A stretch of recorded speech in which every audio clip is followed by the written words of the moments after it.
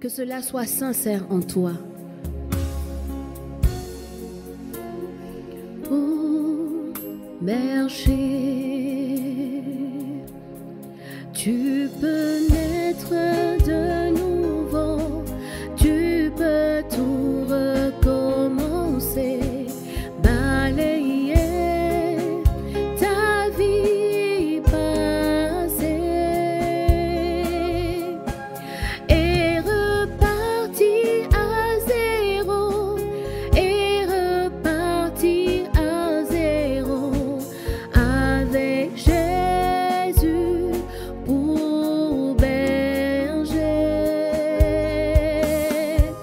et repartir à zéro.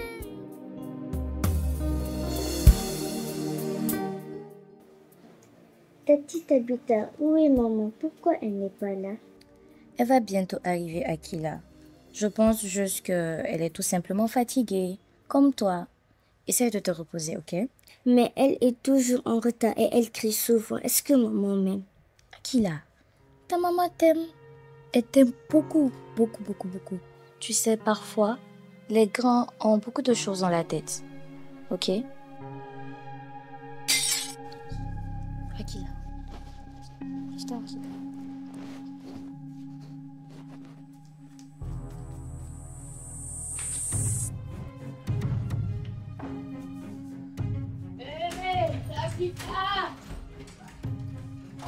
Hello, Akila.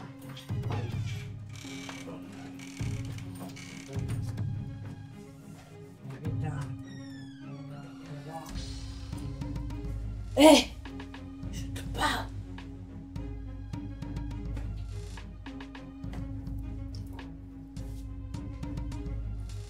Caroline, regarde dans quel état tu es. Regarde-le qu'il fait. Regarde-le qu'il fait. La petite, elle n'a fait que demander d'appeler toi toute la soirée. Tu me déçois de jour en jour, Caroline. Tu es censée être ma grande soeur, mais regarde comment tu te comportes. Je me comporte comment? Hein? Madame parfaite. Tu penses tout savoir, hein? Eh, ne vole pas ma fille. Sinon, je vais le dire à Jésus dimanche. Attention! Tu es incroyable, Caroline. Akila, elle dormira avec moi ce soir. Parce que je n'aimerais pas qu'elle te voie ainsi. Bonne nuit. Salut. Toujours prêt à juger, oui. Moi, j'ai tout donné. Tu vas dormir avec moi cette nuit, Akila. Je suis en sécurité, je te le promets. Et qu'est-ce que j'ai eu en retour? Rien. Rien.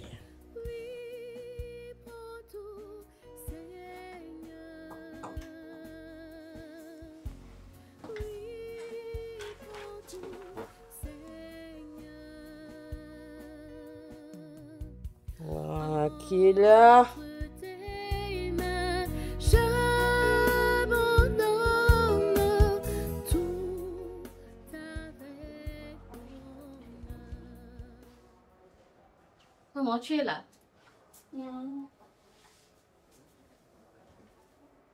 Hey maman, il est presque minuit.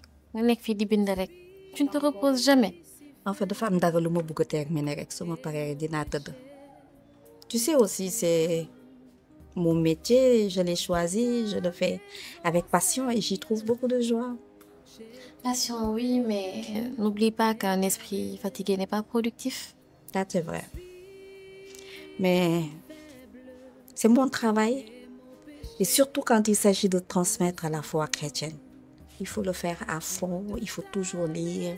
En parlant de travail, j'ai bientôt fini ma période de télétravail, donc lundi je retourne au bureau. Tu sais ce que ça signifie?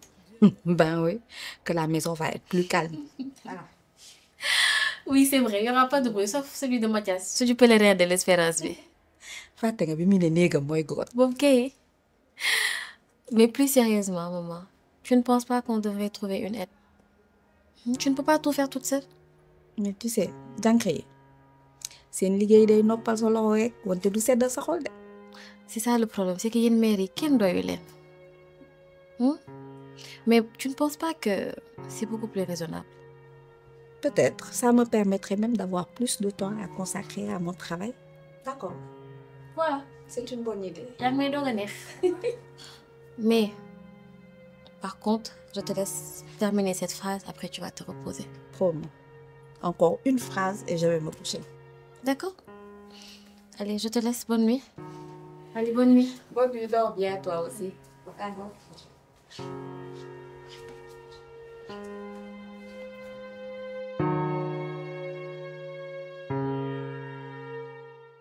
Mamare ma sey yaay sunu ndey yaay sunu baay. sama waay waa ji li la doon wax de Ramadan sans bisaab nekk grève de la faim. xam nga ni Papa Jean li la doon wax. Karem Sangala loolu day yàq de l'islamo-chrétien waaye. ado kon yéen ngalax moo tax ngeen di ñu topp bu la leeree ni année bii moom nga génnee ko sa xel ndaxte ren moom jubanti kese amul leneen. maanaam yow loo bëgg foofu caase yow. la laa bëgg wax c'est-à-dire yow tey jii soo joxewul tabaski joxewu korité non doon nan ngalax. xam nga ne affaire yi tollawul ñun maanaam ñun ñaari yoon la leen di yàqal te yéen seen simple angal ngeen am waaye yow ma yas rek la waaye. ah boy yow tu n'as rien compris quoi yow boy est-ce que xam nga luy ngalax boy bokkul ak affaire de yàpp yi ngay jaawle nii ay laax nëtëri de gis nga Jésus temps mi ànd ak apôtres yi ay ancien wuy ma nanga dama lay dagg wuy ma ñuy wax yow comme ay waxu ngalax ngay génn gaam. boy man gënoo ma xam sama diine te ñun jaar nañ séminaire dañ fa yàggul rek. voilà si yow en parlant de séminaire sa pèlerinage yow comme de l'espérance bi da nga ko def ndax yow pour yokku sa ngëm wala dafa am loo xamante ni moo nekk suuf te man mii da nga koy yëgul caas. bon ngir yàlla doo génn foofu jàpp si rek maa la ko ñaan te bugguma gars yi dégguñu après su la neexee mun nga ma juger mun nga douter ci man loolu yow la concerne mais jàpp si rek bàyyi xoola loolu ajul quoi. caas man sa waay laa xamante nañu bu baax a baax wax ma li fi nekk rek maa ngi yow ñu gérer ko wala nga def tamit. écoute Ousseynou gis nga quartier bi xaw ma si kenn je connais personne chez toi sax xaw ma fa. boy ngir yàlla maa la ko ñaan bu ma kenn xamal. si yàlla suñu borom tey jii caas wóolu na ma waaw baax na on verra dans la quête. jaajëf sama gars yi Ous le rêveur. maa si rêveur yow. c'est bon. Thiass kii mooy Alpha le grand businessman du quartier lépp lu la jaaxal maanaam bépp am motos boo bëgg rek woo ko kii mooy Alpha. ñoom douze mille. naka business yi. kon lii muy nii rek on s'accroche di jëm taxale rek yaa ma gën a xam. xool ko ak mun teel yàlla te xoolal lépp lu mën a lijjanti tout. bilaay. Badou mooy loolu dafay waaj a tourné jaxase dëkk bi ngeen le monde bi. loolu la gars yi di wax et ça fait le compte même d'ailleurs maa ngi amoon benn idée pour jéem a xool nu ñuy gën a rapprocher les deux communautés. ok que ce soit chrétien bi ak musulman bi pour trouver un terrain d'entente et tout dans le commerce même dans le commerce. terrain d'entente mais ñun amul ay problème de ba ngay defaraat ay liens yow koy waxal leneen. muy ma gaynde Sénégal benn bopp la kenn mënu ko xar ñaar yabal. léegi sax yow yéen je sais pas ndax yéen seen jumaa yi en tout cas ñun église sa turu alpha bi day ñëw tout le temps quoi sama xel mi ngi si soog a dem. non dans l'église man Alpha Diallo. bien sûr Alpha Diallo yow gars yi di wax ay alpha ay oméga man saa yow bëre yow sa tur bi mi ngi law ci biir de. wuy ma defal naa alpha yi ngay dégg nag bokkul alpha bii nii alpha et oméga la c'est dans la maanaam mu ngi si bible bi bokkul ak sa alpha bi ngay wax nii bii nii alpha bi dañ ko tënk si wàllum jàngu si commencement la ak ci fin yemal booy. yow mooy Ousseynou yow dëgg nga fit de yow yaa ngi wax mel ni ku def ay communion confirmation yow te loolu yow amoo si dara yow ñun suñu diine la gënoo ma xam may wax nga may weddi. ok d'accord de toute façon mon nom est inspirant léegi xam ngeen lan la ñuy def damay ibbi sama boutique teg samay bible ak samay livre alxuraan musulman yi di ñëw ma leen di jaay catholique bi di ñëw ma leen di jaay ñëpp di si gis seen bopp waaw. tout moom lépp ay business la yow ñuy wax si wàllum diine bi nga fi wax ay wàllum bi business booy yow yemal saa xool nga xaalis trop soo korité baa ngi ñëw soo mënee yokk ay ginaar sax nga teg day dox. pour le xalal bi nii bien sûr business buy dox la. wala sax pour chrétien comme Pâques baa ngi ñëw yow boo ko boole si mbaam porc ou comme bébé day dox de comme ça fera un bien partenariat voilà interreligieux. mais bro yow yaa ma jox idée yu grave nii ah. toogal foofu. Yo, essayons de trouver un point d'entente. yamal si sa ginaar yi sa poulet yi yamal si loolu noonu. Gaynde Thiass am na loo xamante ne tey jii nii moo la fi indi sa mission yi géral ma loolu bu ko fàtte. Ban mission noonu baay. Dëgg la ma. kii li muy def nii. am na wecce la. pour le moment lépp xaaj na quoi. gëmul yàlla. Seigneur, tu as pitié de tous les hommes et tu n'as de répulsion envers aucune de tes œuvres. Tu fermes les yeux sur leurs péchés pour qu'ils se convertissent et tu leur pardonnes car tu es le Seigneur, notre Dieu. Shalom, shalom à toi, bien-aimé de Dieu. Bonjour Caroline. Aguila dort toujours dans ma chambre. Dans le nom du Père, du Fils Bonjour, et du Tabi. Saint-Esprit. Amen. Toujours en unisson de cœur et d'esprit avec tous nos anges gardiens, avec tous les saints et les saintes du ciel. En ce matin du temps de carême, temps propice pour nous chrétiens et catholiques, temps de conversion, temps d'abandon. Caroline, j'aimerais te parler s'il te plaît. Parler de quoi? Tout va bien. Demain, il faut votre café. Tu en veux? Non, j'ai jeûné aujourd'hui. Caroline, mais c'est pas de ça que je voulais te parler. Tu sais, ce qui s'est passé hier soir, ce n'est ni juste pour toi ni pour Akila. Pas juste. Tu penses que je ne le sais pas? Tu penses que ça me plaît ça? Que ça me plaît d'être comme ça? Mais pourquoi? Pourquoi? Tu peux toujours changer. Tu crois que c'est aussi facile? Toi, avec tes beaux discours, ta Bible. Hé, tu vis chez moi et je te donne à manger. Tu as compris? Et tu te permets de me donner des leçons. Mène ta vie comme tu l'entends, mais n'oublie pas que Akila, elle est là. Et elle t'observe et ça sera à elle de décider si elle voudra te pardonner ou tout.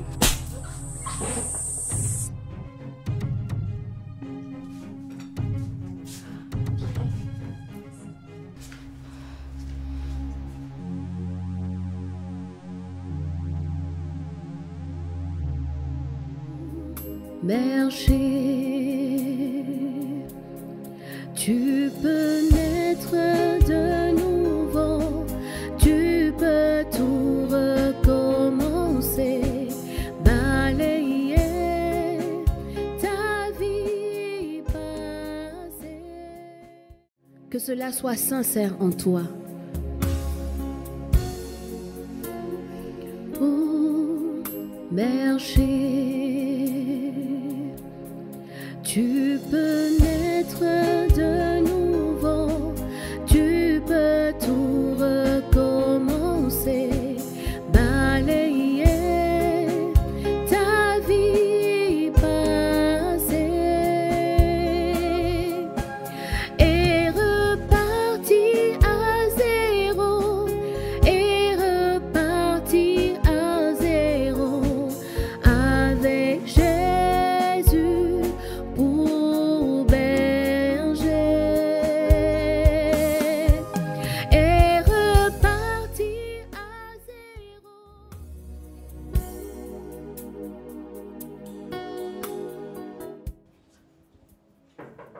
Bonjour mère, je veux. Axel Mathias, Axel. yaa ngi toog. Waaw. Tu es bien réveillé? Wow. Par la grâce de Dieu ça va. Cécilia laa romb si suuf sànq. mu ne ma tey yaa ngi fi. D'ailleurs moom sax elle m'a dit que day dem si sœur Franquin fonctionnaire de Marie. mu xaaral bëgg a nekk religieuse. mère maa ngi wax yaa ngi reetaan. Mathias. Sœur yooyu sœur franciscaine missionnaire de Marie. la ñuy tudd. Cécilia nag moom daf fay dem pour seeti xaritam sœur Mado. kon sœur yi noonu lañ tudd. ah baax na. garaawul man tey xam nga lan moom fi andi. j'aimerais qu'on échange souvent kii bu spirituel quoi. benn expression. On peut pas servir deux professeurs. lu muy signifier. Deux professeurs. waaw. ah précisel man loolu xaw ma li ngay wax noonu de. Bon, c'est écrit dans Matthieu 6h24, hein?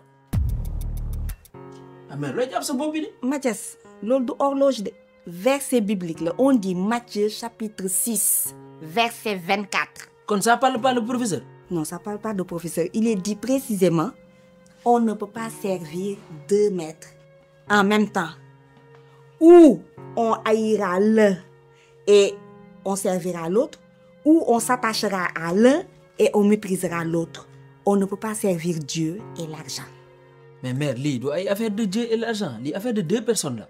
Oh Mathias dañ la bëgg a wax ne mënoo jaamu yàlla jaamu xaalis su nekkee ne xaalis nga teg sa kilifa dina la def loolu nga xam ne yàlla bëggu ko moo tax yàlla nga nar a tànn jaamu ko moom ndax lépp li ngay def ci sa dund neex yàlla.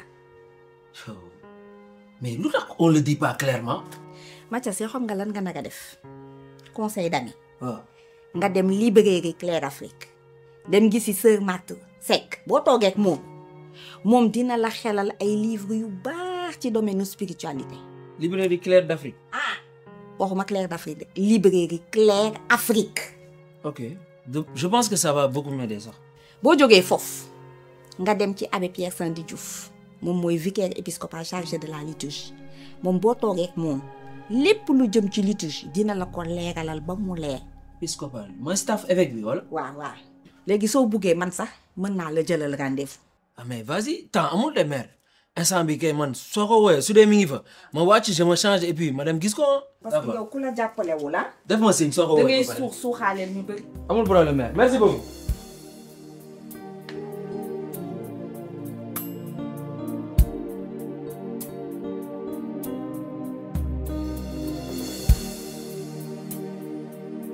Au nom du Père, du Fils Allô? et du Saint-Esprit. Toi, ta petite voix là, j'espère que tu ne dors pas, Rek. Bonjour à tous C'est bon, je suis là. mes frères et sœurs.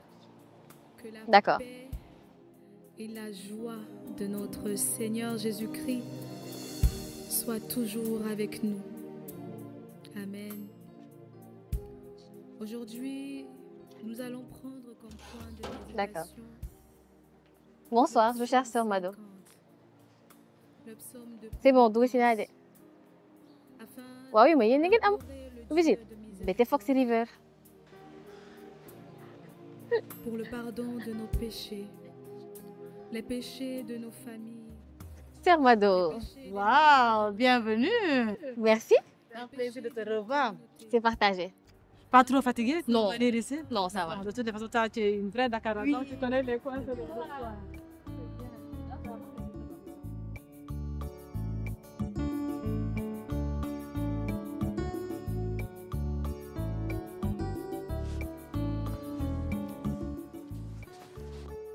Shalom, shalom. Alors, ma chère amie, dis-moi tout.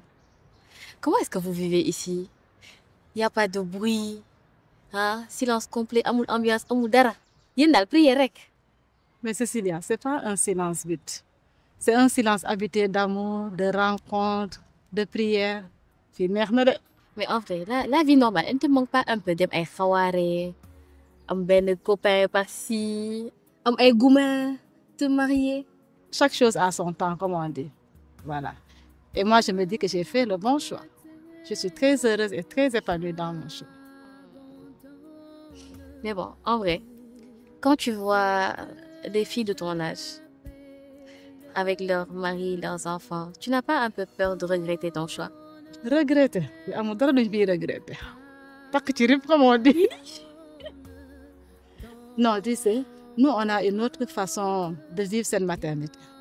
Man sax mën naa wax ne ñoo ëppale doom ñi marié wu parce que leurs enfants sont nos enfants. Voilà. Donc, cette maternité spirituelle que nous vivons. yow mi ku mën wax nga. Il faut bien que, voilà, on explique un peu aux gens, éclairer un peu leur lanterne. C'est dans ce sens. C'est vrai, ici, bon, c'est très serein et tout, mais on a l'impression que le monde, il avance sans vous. Que le monde, il avance et que vous êtes restés à la même place. Bon, ça peut donner l'impression. Raison pour laquelle prenons le temps de prier pour ce monde qui court. Consacrer du temps à Dieu, c'est très important.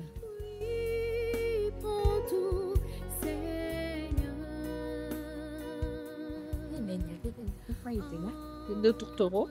Agou, Anne, qu'est-ce que tu fais là? Tu as décidé de sécher la cour pour venir prier avec nous? Moi, chercher les cours. Non, maman.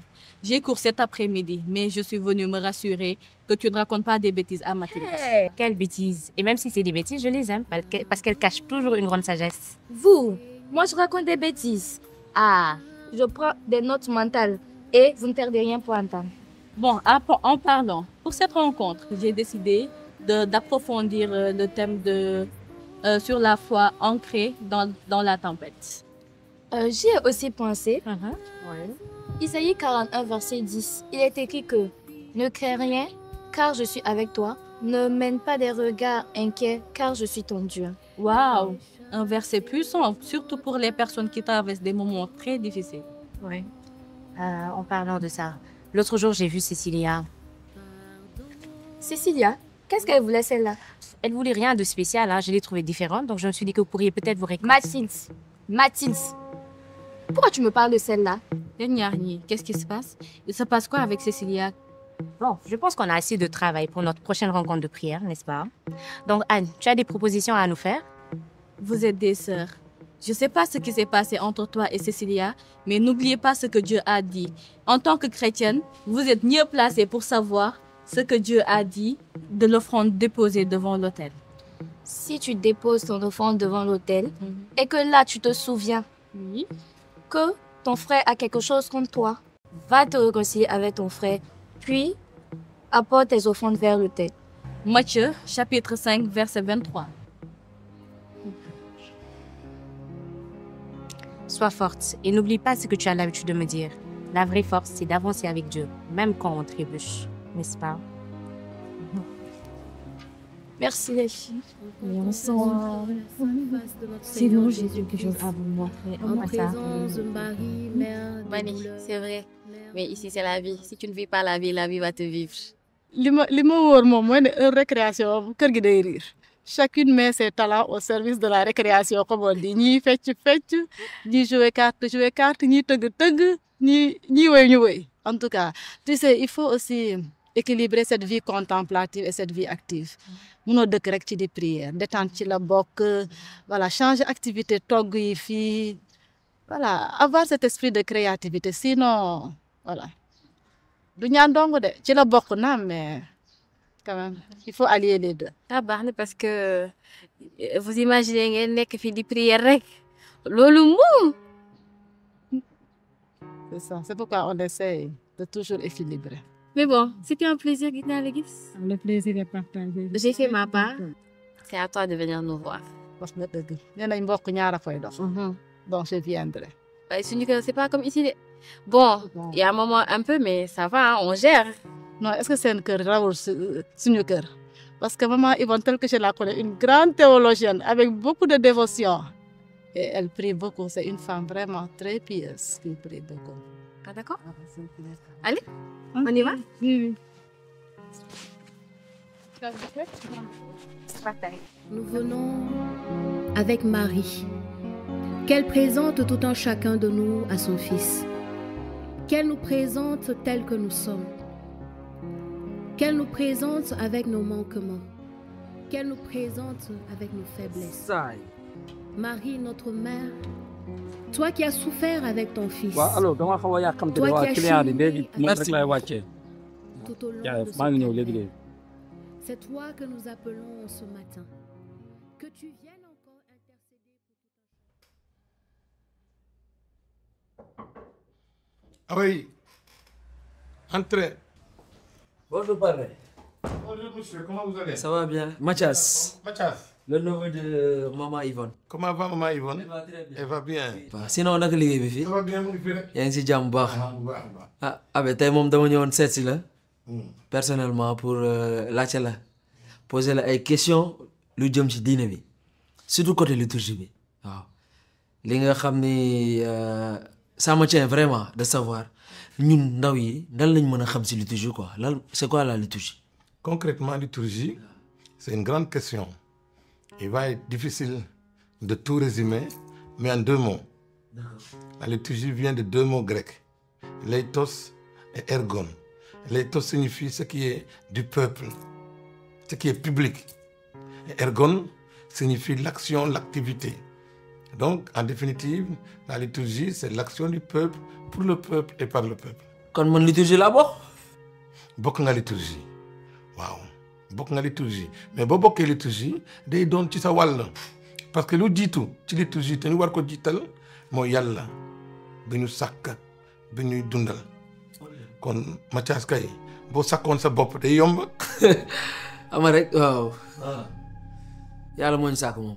donc kooku moo jiitu ci liturgie rawatina ci doomam Yesu Krista bi mu yónnu ci suuf mu dee dekkaliku mu may ñu xel mu sell mi donc wàll boobu mooy bu ñu wax wàllu yàlla moom initiative am moo jiitu te moo war a jiitu alors lépp luy wone ne moomeelu yàlla la moom la ñu war a jiital ci liturgie ñaareelu fànn bi mooy pour nit ñi ni yàlla sàkk am nañu seen wàll mais ñoom dañuy tontu loolu moo tax ku nekk day jouer rôle am mais bu yàlla bi naturellement moo war a sut.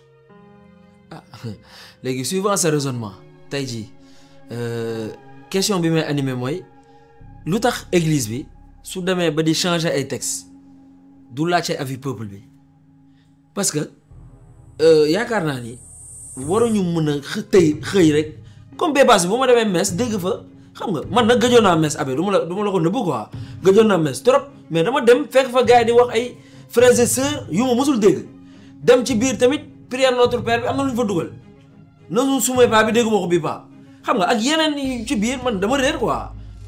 Mathias. waaw lu tax nga gëj messe. bon dem messe bi moom xam nga rek yii tey. dem leen ko waxee noonu. da nga foog ne mun nga doon catholique te doo dem messe dimanche.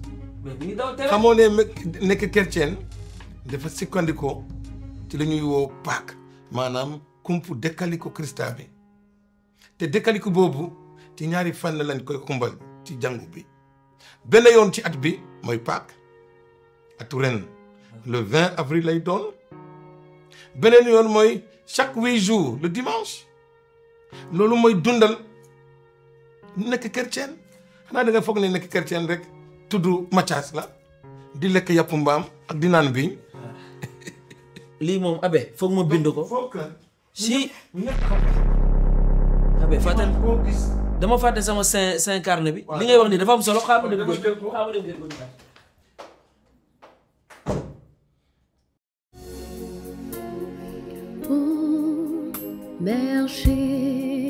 berger, tu peux naître de nouveau, tu peux tout recommencer, balayer ta vie passée. Que cela soit sincère en toi. Oh, berger, tu peux naître de nouveau, tu peux tout recommencer, balayer ta vie passée et repartir à zéro, et repartir à zéro avec Jésus pour berger et repartir à zéro. da nga foog ne mun nga doon catholique te doo dem messe dimanche. mais mi ngi daw tere. xamoo ne nekk chrétien dafa sikkandikoo ci la ñuy woo Pâques maanaam kumpu dekkaliku Krista bi te dekkaliku boobu ci ñaari fànn lañ koy xumbal ci jàngu bi benn yoon ci at bi mooy Pâques atu ren le 20 avril lay doon beneen yoon mooy chaque 8 jours le dimanche loolu mooy dundal nekk chrétien xanaa da nga foog ne nekk chrétien rek tudd Mathias la di lekk yàpp mbaam ak di naan bi lii moom abe foog ma bind ko si abe fàtte dama fàtte sama saint carnet bi li ngay wax ni dafa am solo xaaral ma dem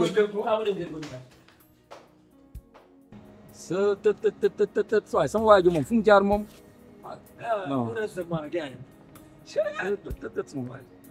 pour man dem nga sax non grand merci beaucoup lii instant bi dafa précieux ci man trésor nga téewoon nii su réeroon rek ma jaaxle gaañ mais jërëjëf de. yal na yàlla am ndam.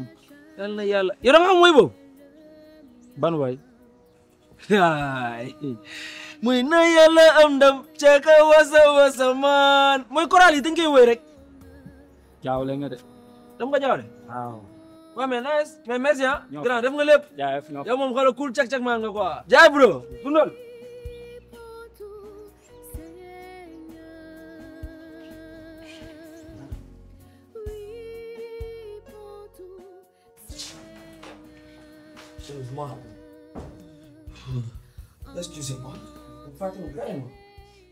Mathias.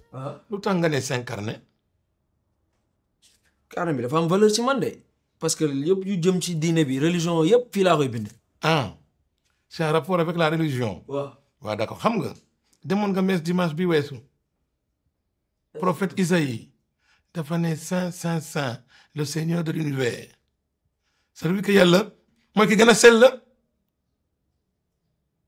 xanaa kay carnet bi di la dimbali ci sa yoonu sellaay loolu mun naa ko d'accord parce que li nekk ci biir danga ko war a nand def la war a dimbali ci sa yoonu sellaay sur le chemin de la sanctification pour parvenir à la sainteté parce que c'est ça le chrétien. mais yow lii fii nga ko jàngee Sénégal li ngay wax nii yëpp. jàngee naa ko feneen jàngee naa ko fii. mais l'essentiel est que de nos chrétiens dafa am ay doctrine la donc comme yoon la il faut ñu nangu topp ko. loolu moo tax sa laaj bi am solo ku nekk bu naree xalaat nu mu xalaatee ay yàlla fan la ñu jëm Yesu Christ wax na ko ci évangile bi si un aveugle guide un autre aveugle il faut rentrer dans le trou.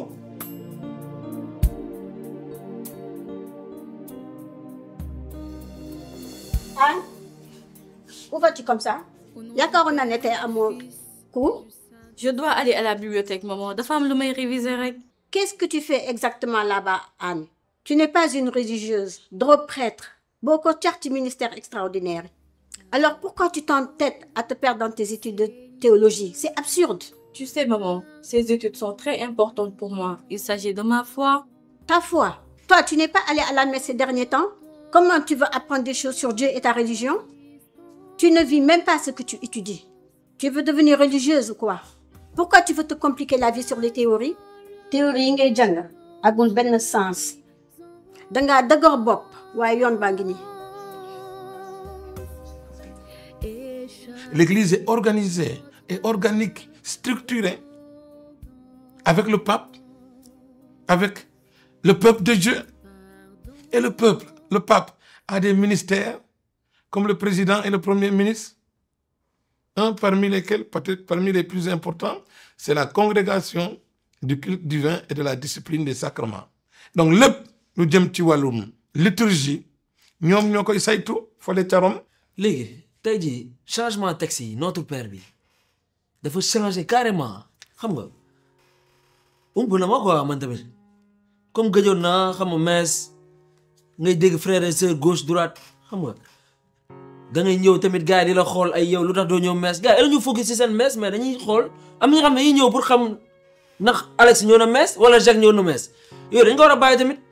boo xoolee Mathias dañuy wax frères et sœurs traduction la ci latin la jóge fratres dafa boole góor ñi ak jigéen ñi boo gisee Pape François insisté pour ñu wax frères et sœurs dafa bëgg a woon ne rek ci français dafa may cër suñu mbokk jigéen yi et ça c'est important ñu ne frères et sœurs wax naa la ci français la mais en latin c'est fratres bu dee ci olof noo koy waxee bu dee ci séeréer ñoo koy waxee bu dee ci joola ñoo koy waxee wax naa la ci français la mais en latin c'est fratres. am na solo de kàddu yi moom rafet na. am na solo bu baax. am na it la nu ñu woo la liturgie des heures maanaam heure bu nekk am na prière bu ko jàngu bi jagleel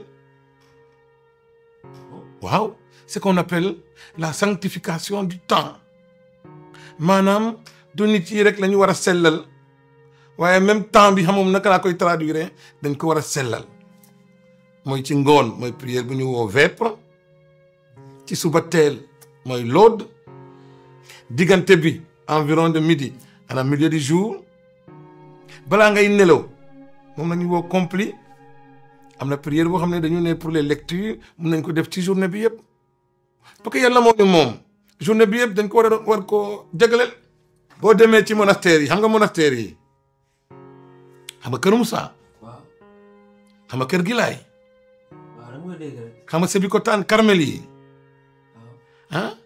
am na monastère bu bees bu ñu ubbi Tambacounda semaine bari daal di ñooñu dañuy def ora et labora da ngay prière di liggéey ça veut dire que dañu ne à peu près journée bi 24 heures la 8 heures de travail 8 heures de prière et 8 heures de repos loolu am solo la parce que yàlla moo jiitu moom la ñu war a jiital moo ñu sàkk te moo ñuy musal faw ñu dëkk di ko naaw. tey moom personnellement j'ai beaucoup appris j'ai appris de nouvelles choses surtout di ñaan surtout borom bi sàmm la. xam nga yàlla mooy sàmm. waaw yàlla mënul sàmm kenn ñëpp lay sàmm. te ñëpp ñoo ko soxla. donc dañu ñaanal ñëpp. pour que daal ci yoon bi loolu la ñuy woo synodalité ñoo bokk yoon bi ku nekk ndànk-ndànka mais mu leer ngay def ay jéego ci yoonu sellaay. voilà loolu am na solo loolu mooy suñu nekkin mooy suñu ngëm mooy suñu yaakaar xam nga ñu ngi ci année jubilaire.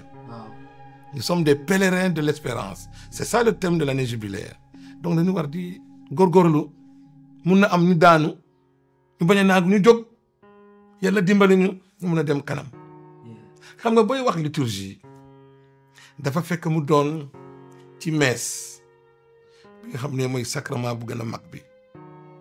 teg ci am naa yeneen sacrement xam nga yeneen sacrement yi ban sacrement nga xam. mariage. mariage mooy mujjee. anniversaire. anniversaire du sacrement.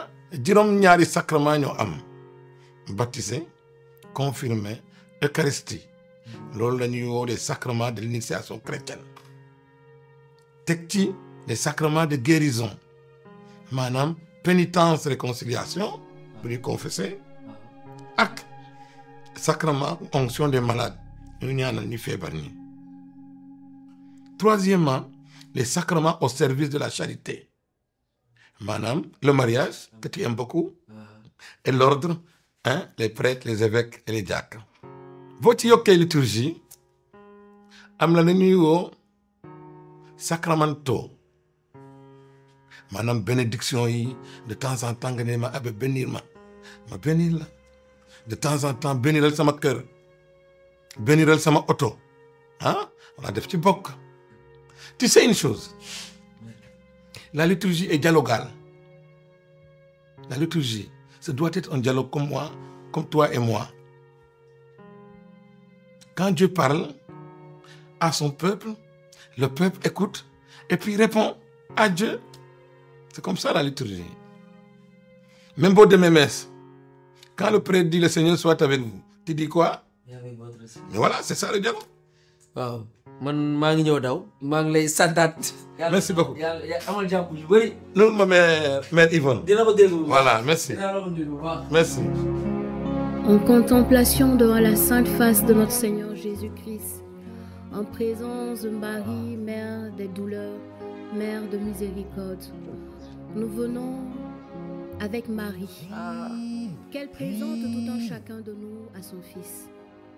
Qu'elle nous présente... Boy Ousseynou, yow xanaa na nga sentir ni maa ngi soog a pare moo tax nga woo ma. ak yow a foo nekk nii. non dama bougé ni suñu vicaire épiscopal bi chargé de la liturgie moom laa ñëwoon seet si nii quoi. aw ne gaan yow lu loolu. kon yow sa wax bu bëri bi yëpp yow xam nga lan ma vicaire épiscopal quoi yow xam nga li vicaire. bon xoolal loolu day métti si yow loolu si ñun la quoi xam nga yéen moom ay imam ngeen am ak ay oustaz loolu day métti su ma la war a expliquer. waaw booy bi maa ngi nii saat nii. non nañ tase sama gaale mooy gën a yomb. waaw d'accord baax na. waaw baax na ci kanam léegi-léegi.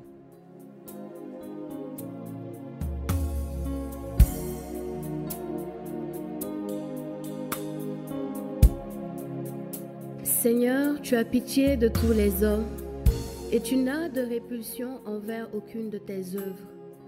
Tu fermes les yeux sur leurs péchés pour qu'ils se convertissent et tu leur pardonnes car tu es le Seigneur notre Dieu. Shalom, shalom à toi, bien-aimé de Dieu. Quelle joie encore de nous retrouver en ce matin.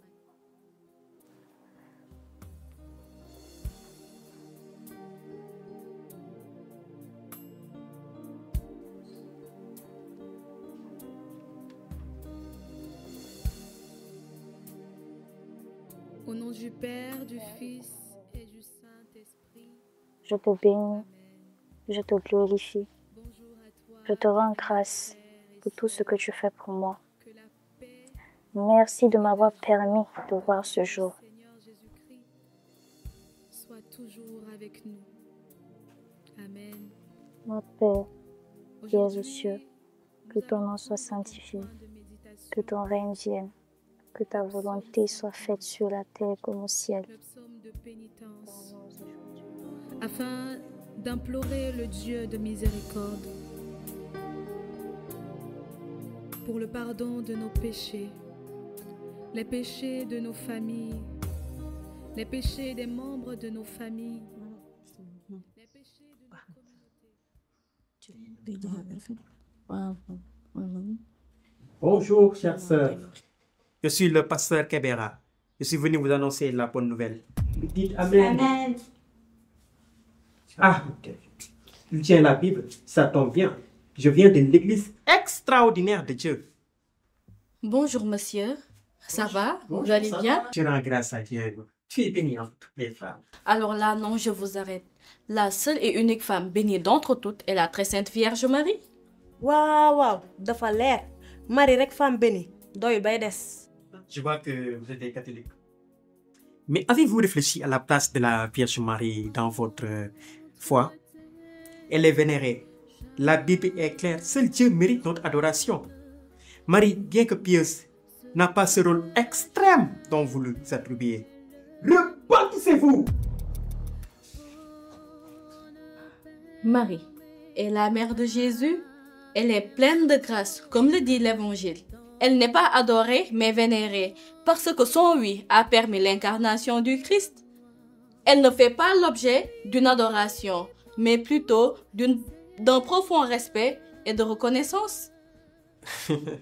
Encore la mère de Jésus, avec grâce, a fait de lui des incarnations. C'est quel passage de l'Évangile? Si vous maîtrisez bien ce que vous dites. Vous vous trompez, mes chers. Vous confondez vénération et adoration. La Bible est claire. Tu adoreras ton Seigneur, ton Dieu. Lui seul tu serviras. Marie, bien qu'exemplaire, est une créature comme nous tous. Je pense que tout ça tourne en rond. Marie est un modèle, un pilier. Ce n'est pas juste une question de mots ou de théorie, c'est une question de foi. Kii uusewul rek mu ñëw suñu kër ne ñun lay jàngal jël ko cravate bi mi mel ni jàkkatu promotion ak veeram yi. Monsieur, mais qu'est-ce qui se passe ici? Un débat sur la Vierge Marie chez nous. Monsieur, est-ce que vous me gagnez, s'il te plaît? Je ne suis pas ici pour vous juger.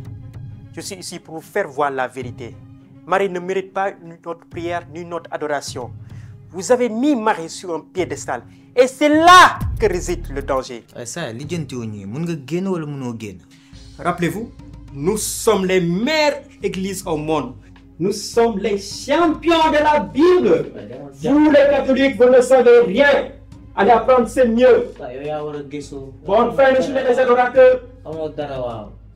Yéen ñaar tamit boo leen bàyyi kii di sol seen bopp bi kii wax fi darul leer li taamu leen ko dégg.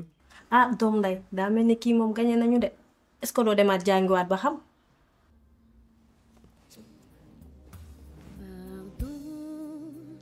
Seigneur, pardon pour notre orgueil, nos résistances.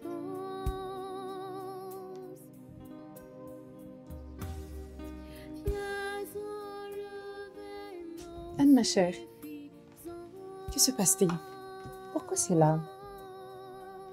Pardon, raconte-moi. Que se passe-t-il?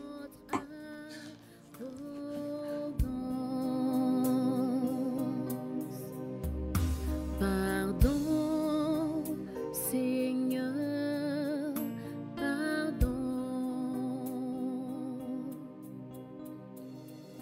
Pour toutes nos pensées. Tu sais, à la foi, c'est pas quelque chose qu'on acquiert du jour au lendemain. C'est un chemin et d'ailleurs même un processus. Tu sais, c'est pas parce que tu n'as pas pu répondre à un argument que tu es perdu. Et d'ailleurs, il nous arrive tous de pouvoir avoir des moments de doute. Écoute, essuie ces larmes et remets-toi au travail. D'accord? Ça va aller. Voilà.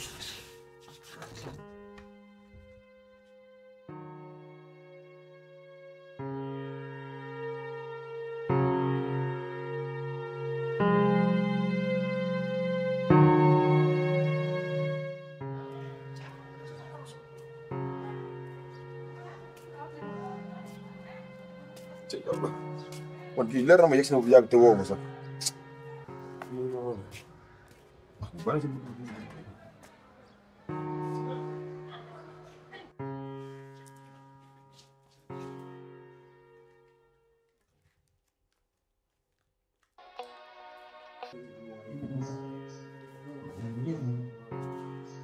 Mathias Mathias nekk fii leer na ma day nelaw fii si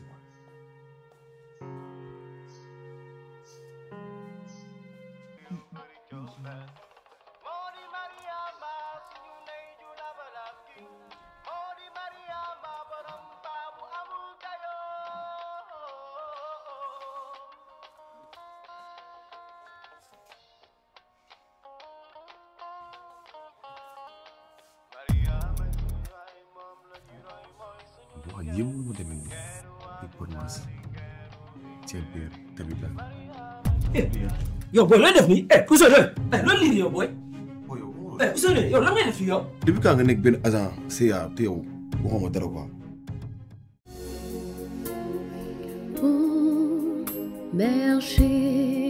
Berger, tu peux naître de nouveau, tu peux tout recommencer, balayer ta vie passée.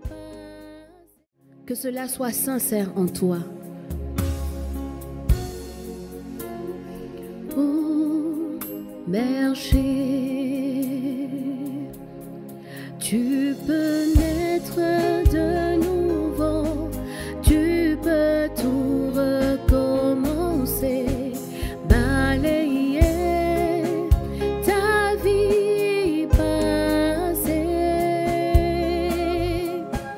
et repartir à zéro, et repartir à zéro avec Jésus pour berger et repartir à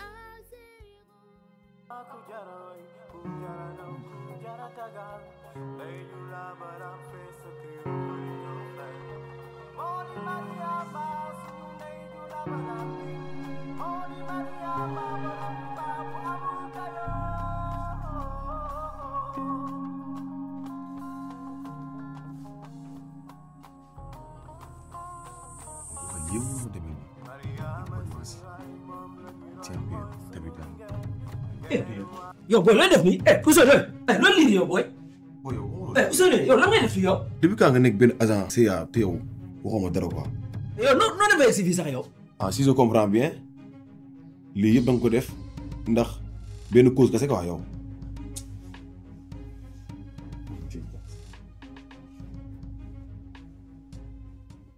waaw effectivement comme ni nga ko gisee façon tu l'as découvert j'ai assez d'informations j'ai un plan bien défini te lu may ñaan yàlla mooy mu jàppale ma jéem a atteindre sama but loolu kese la. man nag teel a waaru man teel a la simil sa ko génne ndax tey jii nii da nga décroché battre aussi tamit benn record mondial ci diine bi. yow da la neex nga nekk défaillant quoi loolu nag moom neexul sa yow boo essayé nu génn néeg bi sax.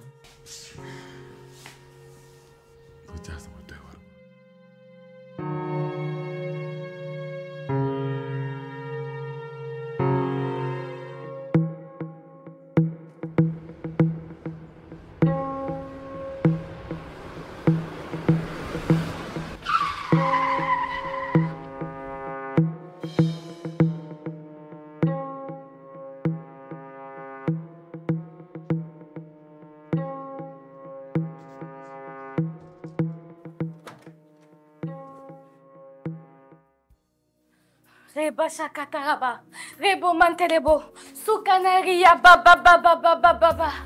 Toute âme forgée contre moi sera nulle et sans effet. Entre tes mains, j'abandonne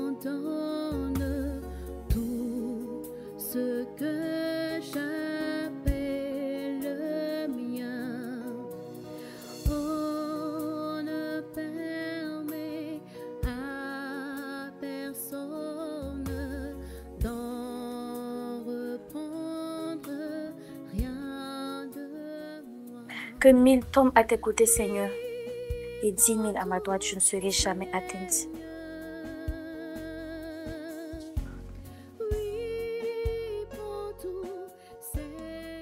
On peut pas servir de la même fois ou le bien sens?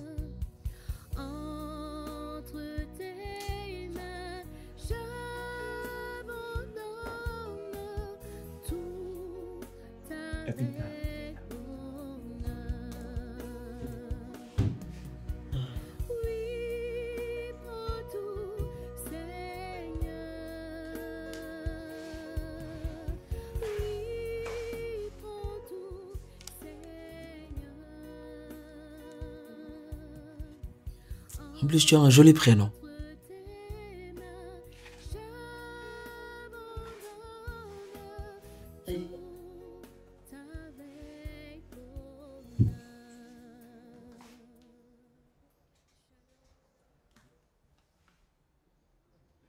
Règle numéro 5. Elle aime la Bible. Elle aime la Bible. Tabitha, règle numéro 5. Elle aime la Bible. Tu aimes lire la Bible? Enfant de Dieu,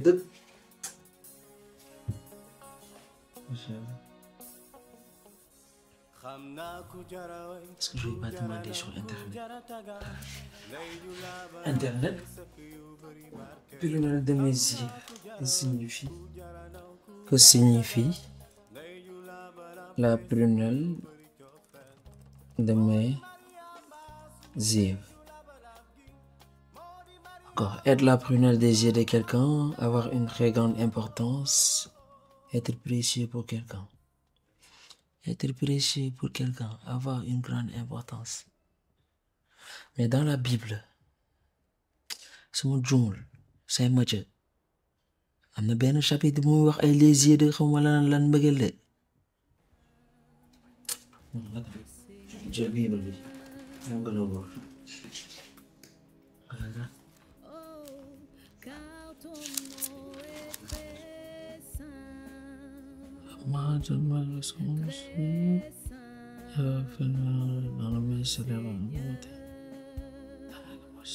D'accord.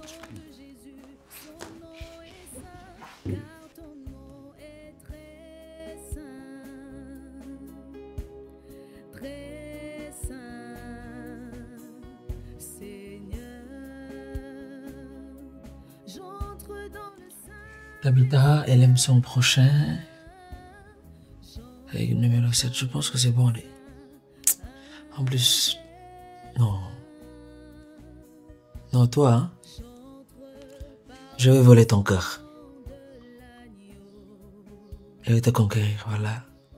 Comment ça, le lait? On va aller là, il faut le faire. On fait trop.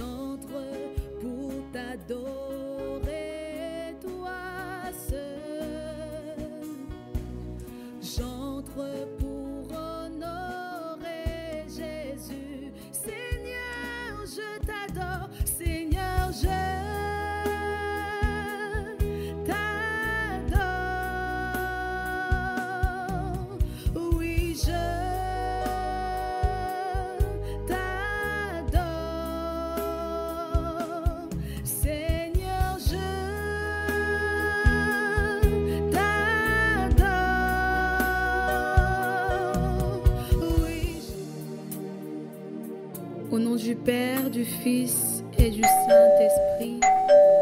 Amen. Bonjour à toi, bien-aimé frère. Wesh. Donc toi, tu es là. T'as un dégo qui sonne. Non, dégguma ko nag. Excuse-moi, man, je suis en Galilée. Yow yaa nekk foofu ngeen. Dama lubbi lépp benn la de. Allez, vas-y. Mais qui xam ban monde la nekk. Balaa kanam bi jeex ñu yóbbu tribunal de Bon. Ah, ma sœur, je suis ravie de vous voir. Comment vont les autres sœurs de la congrégation? Mais yow gëj nañ la gis ah. C'est vrai de. Merci d'être venu. Hein? Ak naaj bi nga dox ma sa coono. Naaj bi baax na ci la bokk. C'est du sport en même temps. C'est vrai de. Même moi, je veux reprendre, mais je pense que je vais attendre après le carême. Cécilia, le carême, ça n'a rien à voir avec le sport. Au contraire, le sport aussi, ça fait partie. Et il suffit seulement de le faire avec discernement. Quel genre de sport je peux faire? Ça peut être la marche, ça peut être le petit footing, mais maintenir ce qui te permet de garder l'équilibre entre le temps de jeûne, parce que c'est important. Vous avez raison. Je vais essayer, c'est promis. Cécilia. Madame Galdin. Bonjour, Tata. Bonjour, jeune homme. Ça va, vous allez bien? Ça va, merci. Oui, parfait. Mathias, Oui. je te présente la sœur Anne-Béatrice des Sœurs de l'Immaculée Conception de Castres. Ma sœur, Mathias, mon cousin. Enchanté. Sœur Immaculée Conception de Castres. En plus, sœur.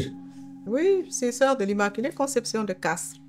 C'est une congrégation qui est née en France, à Castres, la ville de Castres, en France, et depuis 1836.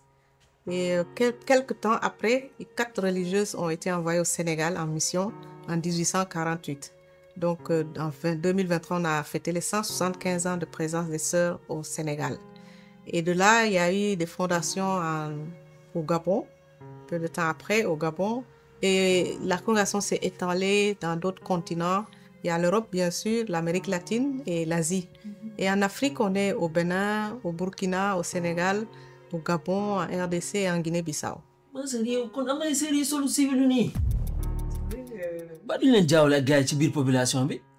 Non, il y a beaucoup de sœurs qui sont en civil. Moi, personnellement, j'ai opté le civil, ça fait quelques années, parce que dans la congrégation, c'est autorisé de se mettre en civil, mais ma curiosité, c'est que chaque fois que je pars quelque part, on me reconnaît comme sœur.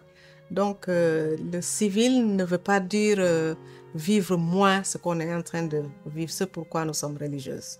Donc, c'est une option. Et beaucoup de sœurs aussi dans d'autres congrégations ont opté pour ça. Oui. Et puis regarde, elle a eu l'occasion d'être avec le pape lors du dernier synode de Rome, tu vois? Mais c'est rien avec le pape. Pape François. Mais le pape, il va bien. Mais mon bac comme le Sénégal, vous me faites. Yo. C'est quoi ce genre de question? Bien sûr, le pape, il coiffe toutes les églises catholiques du monde. Les coiffe facile là.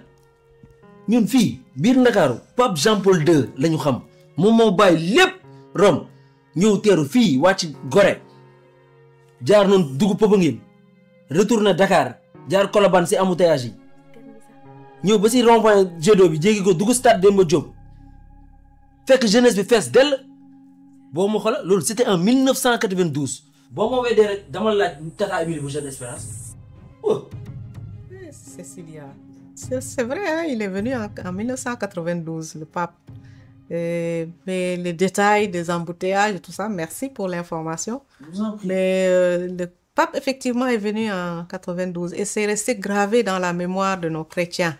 Et c'était un moment très, très fort où chrétiens et musulmans se sont mis ensemble pour l'accueillir. Et il y a des images extraordinaires que vous pouvez retrouver un peu partout. C'était un moment très fort. Le pape, il est venu au Sénégal. jëlal ma génération jubilé 2000 yéen daal xamoo leen dara yéen vous pensez que être chrétien mooy ay communion confirmation baptême fii mariage ah wala dénamoina ñëw Dakar bàyyi ñëw nax leen dugub grand théâtre xam nga ngeen def all white ngeen jël seen téléphone snap teg ko ay story Instagram. Oui, j'ai eu l'occasion de rencontrer le pape François dans le cadre du synode sur la synodalité. Et c'est un moment important que l'Église vient de vivre. 3 ans de cheminement ensemble. Et ça a été le pape François qui a lancé ce processus. Et ça veut dire que durant 3 ans, l'Église s'est mise à l'écoute de tous les chrétiens, de toute l'Église du monde entier, et avec un questionnaire bien précis pour pouvoir donner aux chrétiens l'opportunité de se prononcer sur certaines questions. Et je dis même les grandes questions qui traversent le monde et qui rentrent dans l'Église aujourd'hui.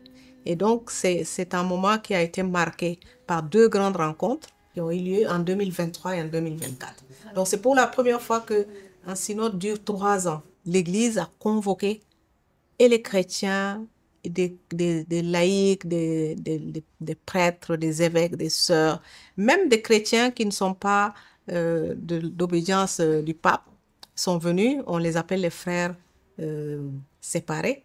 Et ils étaient là, ils ont participé à cette grande rencontre. Et ça a été un moment de grande communion, de participation, pour voir quel pas l'Église peut faire pour répondre à sa mission. Je comprends mieux la synodalité. Donc, genre, une espèce de réunion là. Nous testons ce niveau ni balaa ñu leen simi éventuellement yooyu noonu. Eh mon Charles, on ne peut pas, c'est-à-dire on peut pas le réduire à... C'est vrai ce que tu dis. Hein? C'est un exercice que l'Église a permis à toute l'Église entière, les églises locales, de pouvoir se mettre à l'écoute.